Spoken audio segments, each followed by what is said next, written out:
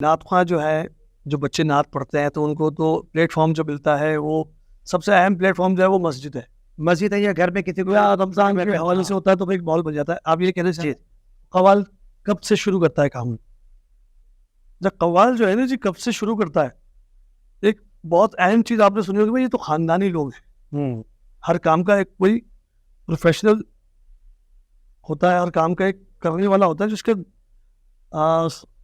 دادا پردادا اس کام کو کرتے ہیں نا. تو اس میں سب سے اہم چیز ہوتی ہے ماں. اب مثال کے طور پہ آپ کی والدہ نے آپ کو بچپن میں جس طرح تھپک کے سلایا ہے, وہ لوری وہ چیز آپ کو یاد ہے. اب آپ کی والدہ نے آپ کو کتنے سر میں سنایا ہے, آپ اتنے سر میں اسی اندازے پڑھیں گے. اچھا میری اماں کیا کہتی تھی, میری نانی میری والدہ, اچھا وہ سلا رہی ہے نا. ہمارے یہاں جو خاندانی عورتیں ہیں ماشاءاللہ ان کا سر بڑا پکا ہوتا ہے. آجا رندیا تو آ کیوں نہ جا, میرے مننے کی اکھیوں میں گنی لے جا. مجھے آج بھی یاد ہے. تو وہ جو سر قائم میری ماں کا میرے کان میں ہوا ہے, اس نے مجھے سر والا کر دیا. پہلے تو مجھے سر کی پہچان دیتی ہے. جسے سر کی پہچان نہیں ہوتی وہ سر میں پڑھ نہیں سکتا, بار بار سر بھولتا ہے. ٹھیک ہے نا. اصل پلیٹ فارم جو ہے وہ آپ کی ماں کی گود ہے. اب میرے والد طبلے کے بہت بڑے استاد, پورے پاکستان میں ان کے شاگرد. میرے ماموں بہت اچھے قوال, دوسرے ماموں وہ بہت اچھے قوال. استاد کو دیکھو تو وہ مقبول صابری. تو میرے پاس جو آوازیں مل رہی تھی بچپن سے ان تک پہنچنے ہی بہت مشکل تھا. آپ یقین کریں ہم صابری اور میں ہم بچپن سے ایک اسکول میں پڑھتے تھے, چلڈرن ماڈل اکیڈمی اسکول. تو وہاں ہم نعت میں بھی اور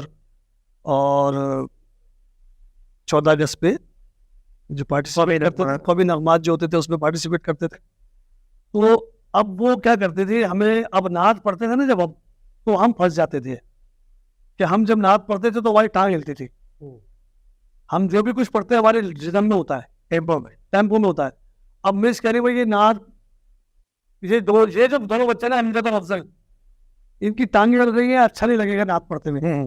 ہم کو تم پکڑ بھی لگا تو ہم رک بھی سکتے ٹیمپو میں, ہم ٹیمپو کے بعد نہیں چلتا. تو یہ ایک ویسے کہتے ہیں نا بے سورا چل جائے گا بے تالا نہیں چلے گا. تو تالا تو نہیں بے سورا بھی نہیں چلے گا. اچھا کہتے ہیں کہ نہیں چلتا, اب تو کمپیوٹر ہے ہو جاتا صحیح, اس کو بہرحال کر دیتے کسی نہ کسی طریقے سے. لیکن ٹیمپو امپورٹنٹ ہے, ضروری ہے. ٹیمپو ضروری ہے. ٹیمپو انسان کے اندر ہے. سا قائم ہوگی تو آپ کو کتنی دیر تک ساتھ قائم, ابھی آپ گنگنا رہے تھے, اب 2-3 دفعہ آپ نے اپنے سر چیک کیا, 2-3 دفعہ آپ نے سر کو الگ الگ سے چیک کیا, وہی قائم نہیں ہوا.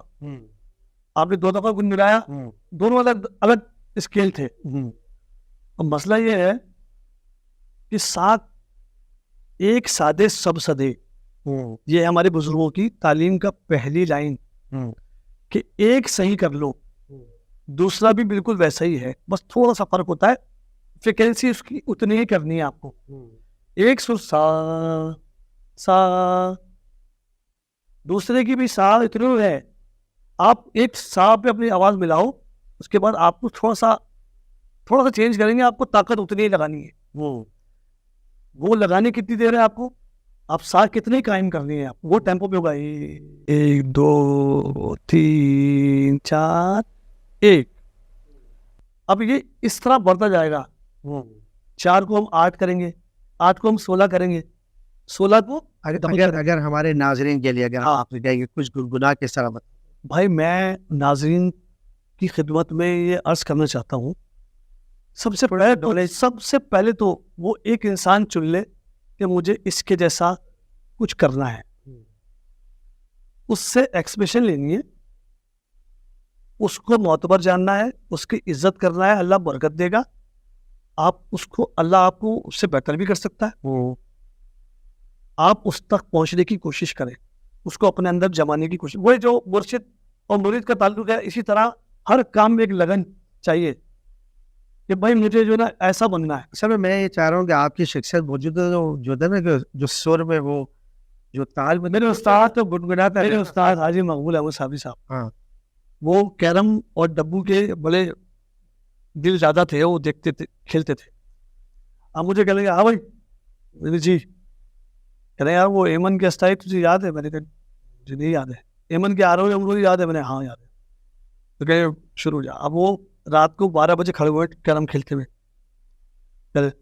ایری آج پیا بین کل نہ پرت ہو تارے گن گن, ایری آج پیا بین.